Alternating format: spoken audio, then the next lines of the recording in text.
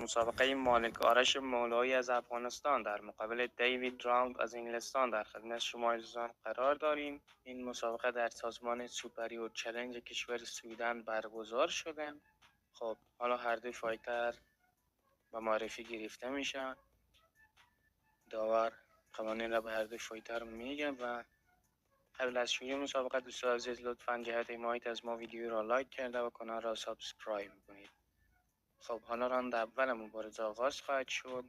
مبارزه آغاز شد. ببینیم که چطور پیش خواهد رفت. یک ضربه جب از طرف دیوید، یک لوکیک از آرش، یک لوکیک دیگر، حالا یک اسپینینگ بکیک از طرف آرش مولایی که ریفش میگه تاثیر نداشت. حالا یک ضربه از طرف دیوید و اقدام به تیک داون از آرش که دوباره دو فایتر جدا شدن. در این صحنه یک راست خیلی خوب از طرف آرش، حالا یک لوکیک خیلی خوب به پای حریف میشینه. حالا یکی دو ضربه از طرف دیوید و دوباره تیک داون از آرش.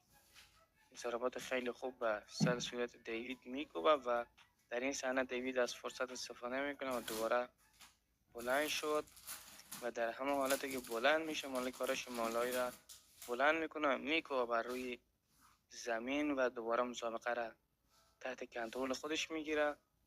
حالا چند آب کیک از آرش، ضربات خیلی خوب از یک موقعیت نه چندان خوب به سر صورت دیوید میکوبه. حالا سابمیشن ترانگل را بسته میکنه که دیوید باز هم آرش را بلند میکنه و میکوبه بر روی قفس و باز دوباره محکمتر میکنه و دوباره آرش این بار بلند میکنه و دوباره میکوبه بر روی قفس که باز خودش از سابمیشن نجات میده و مسابقه را تحت کنترل میگیره.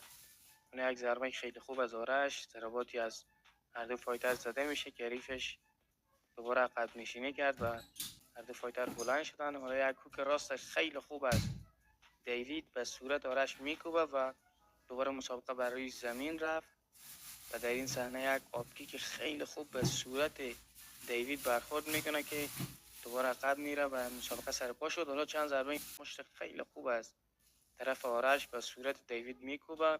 حالا یکی دو ضربه از طرف دیوید، یک کوک راست خیلی خوب از طرف آرش. دیوید ناکداون شد. ببینیم که مسابقه به پایان میرسه. در بک کنترول دیوید میره. حالا ساب میشن بسته میکنه و بله تمام مسابقه به پایان میرسه در راند اول به نفع مالک آرش مولایی. حالا هم احترام از هر دو فایتر و نتیجه رسمی مبارزه، مالک آرش مولایی ششمین پیروزی خود را هم کسب میکنه. خب دوستان عزیز، امیدوارم از تماشای این مسابقه هم لذت برده باشید.